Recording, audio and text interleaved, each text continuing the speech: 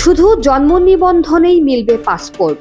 প্রবাসীদের জন্য এই সংক্রান্ত নিয়মে বড় পরিবর্তন এনেছে স্বরাষ্ট্র মন্ত্রণালয়। এখন থেকে শুধুমাত্র জন্ম নিবন্ধন সনদের ভিত্তিতেই প্রবাসীরা পাসপোর্ট ইস্যু, পুনর ইস্যু এবং তথ্য সংশোধন করতে পারবেন। ইতোমধ্যে এই সংক্রান্ত একটি পরিপত্র পেয়েছে পাসপোর্ট অধিদপ্তর। স্বরাষ্ট্র মন্ত্রণালয়ের সুরক্ষা সেবা বিভাগ থেকে জানানো হয়েছে, সংশোধিত নিয়ম অনুযায়ী জন্ম নিবন্ধন সনদের ভিত্তিতে তথ্য সংশোধন করে বিদেশে পাসপোর্ট ইস্যু বা পুনর ইস্যুর ক্ষেত্রে সর্বোচ্চ 8 বছরের বয়সের পার্থক্য পর্যন্ত গ্রহণযোগ্য হবে।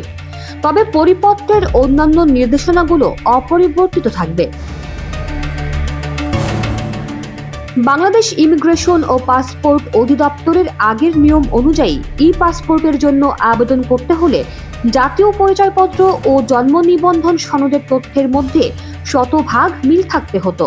তথ্যে অসামঞ্জস্য থাকলে আবেদন গ্রহণ করা হতো না।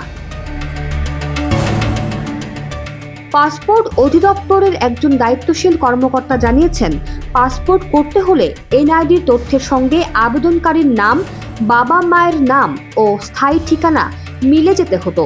এর আগে এই ধরনের সমস্যা হলে সংশ্লিষ্ট ব্যক্তিকে সংশোধিত সার্টিফিকেট দেখিয়ে আবেদন করতে হতো। তবে নতুন নিয়মে প্রবাসীদের ক্ষেত্রে শুধু জন্ম নিবন্ধন সনদই যথেষ্ট হবে।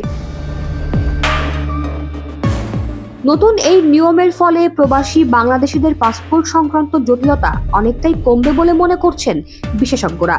তবে বাস্তবায়নের ক্ষেত্রে যেন কোনো ধরনের জটিলতা না হয় সে বিষয়েও গুরুত্ব দেওয়ার আহ্বান জানিয়েছেন সংশ্লিষ্টরা।